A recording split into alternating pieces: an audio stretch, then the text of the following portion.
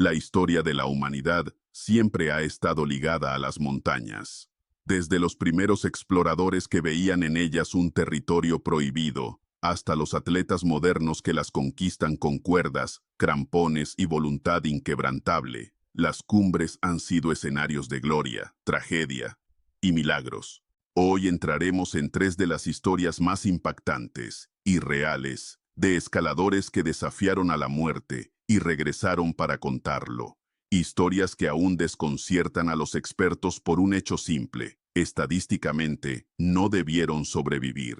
En junio de 1985, dos jóvenes escaladores británicos, Joe Simpson y Simon Yates, decidieron conquistar el Siula Grande, una montaña de más de 600 metros en la cordillera de los Andes. Lo hicieron por la pared oeste, una ruta tan peligrosa que nunca había sido completada. Tras días escalando bajo tormentas, hielo quebradizo y temperaturas que congelaban la respiración antes de salir de los pulmones, lograron alcanzar la cima. Pero el verdadero desafío no era subir, era bajar. A mitad del descenso, Simpson resbaló y cayó violentamente. El crujido fue tan fuerte que incluso Yates lo escuchó desde varios metros de distancia. La tibia de Joe había atravesado la rodilla. No podía caminar. En condiciones normales, un escalador herido a esa altura simplemente está condenado. Pero Yates intentó lo imposible. Lo ató con una cuerda de 45 metros y empezó a descenderlo poco a poco durante horas interminables. La tormenta empeoró. La visibilidad cayó a cero. Entonces ocurrió lo impensable. Joe quedó suspendido en el vacío, colgando sobre una cornisa invisible. Yates, sin saberlo, sostenía todo su peso. Si no cortaba la cuerda, ambos serían arrastrados al abismo. Y la cortó. Simpson cayó unos 30 metros dentro de una grieta profunda. Milagrosamente, no murió. Con la pierna destrozada, sin agua, sin comida y con hipotermia, se arrastró 3 días por el hielo y la roca hasta llegar al campamento base. Cuando apareció, Yates no podía creer lo que veía. Creyó que estaba frente a un fantasma. Simpson no solo sobrevivió, sino que dio testimonio de una resistencia humana que, hasta hoy, sigue desconcertando a médicos, alpinistas y científicos.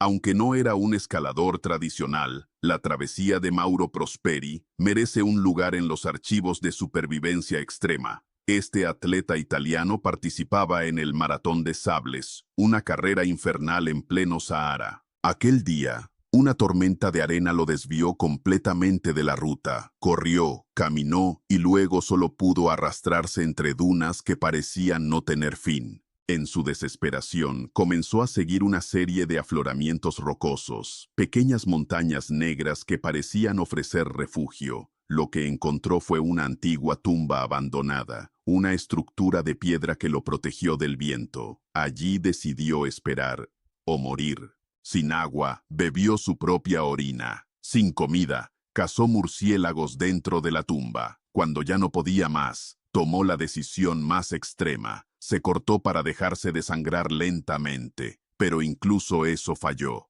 Su cuerpo, deshidratado al límite, coaguló la herida de inmediato. Era como si la muerte lo rechazara.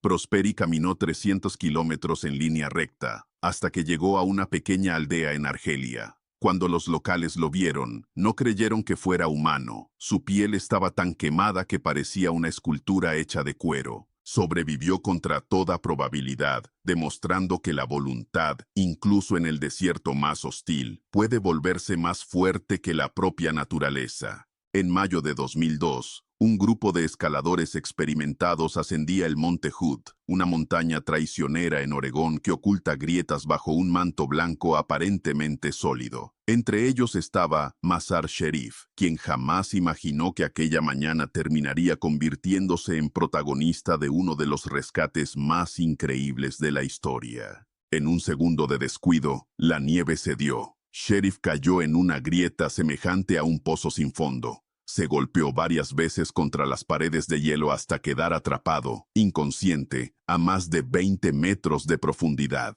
La grieta era tan estrecha que ni siquiera podía mover los brazos con libertad. El frío era tan extremo que la humedad de su respiración formaba una capa de hielo sobre sus labios.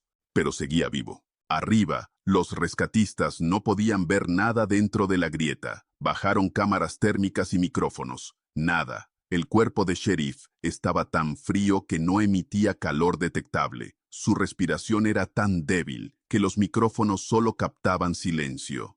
Aún así continuaron. Tras horas de búsqueda, uno de los rescatistas escuchó algo que describió como un susurro. Era Sheriff pidiendo ayuda, casi sin voz. El rescate fue tan complejo que involucró taladros de hielo, poleas, cuerdas de alta resistencia y un equipo completo de rescate técnico. Extraerlo tardó más de 6 horas. Cuando por fin lograron sacarlo, los médicos aseguraron que su temperatura corporal era tan baja que era clínicamente imposible que estuviera vivo y consciente. Pero lo estaba. Sheriff se recuperó completamente y hoy es una de las voces más activas en campañas de seguridad para escaladores. Su historia es un recordatorio brutal de cuánto puede soportar el cuerpo humano antes de apagarse y cuánto puede resistirse a morir. La zona de la muerte del Everest comienza a 8.000 metros. Allí el oxígeno es tan escaso que las funciones cognitivas se deterioran. Allí las temperaturas son tan heladas que un guante perdido puede significar amputación. Y allí, en ese infierno blanco, ocurrió uno de los milagros más documentados de la historia del alpinismo. En 2006, el australiano Lincoln Hall estaba descendiendo después de hacer cumbre cuando comenzó a sufrir edema cerebral. Su mente empezó a fallar.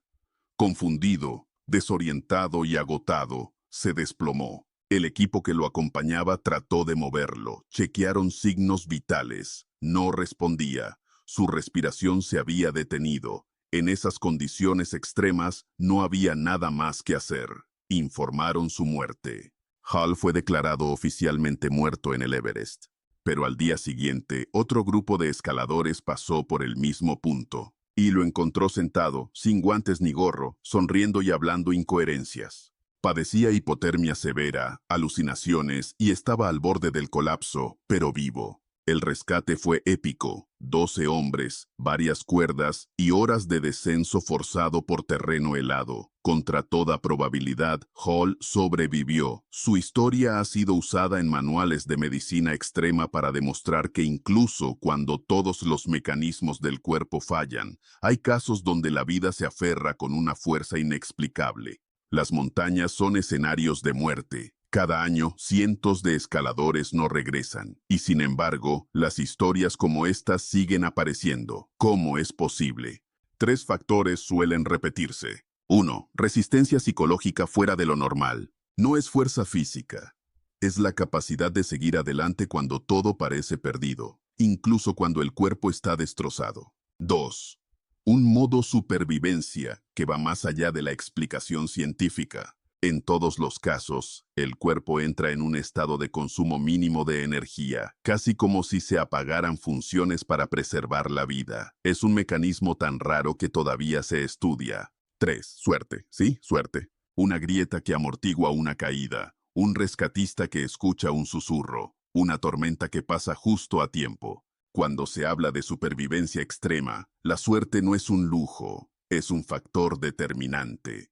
Las historias de Joe Simpson, Mauro Prosperi, Mazar Sheriff y Lincoln Hall no son solo relatos de resistencia humana, son testigos de que la vida puede sostenerse incluso en los límites más crueles. Cada uno de ellos estuvo a segundos de morir, y sin embargo, regresaron. Quizás por destino, quizás por física pura, quizás por milagro, pero todos coinciden en algo. Después de enfrentarse cara a cara con la muerte, ninguno volvió a ver el mundo de la misma manera.